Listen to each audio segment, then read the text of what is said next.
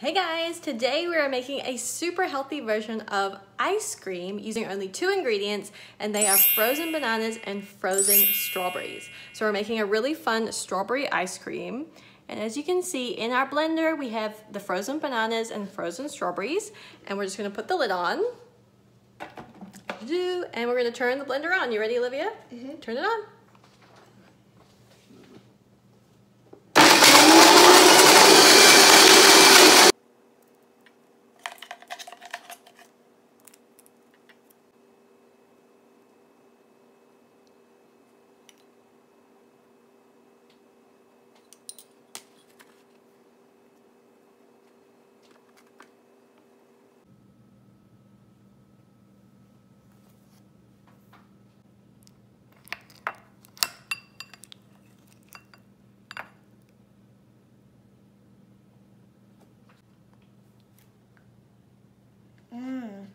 This is good.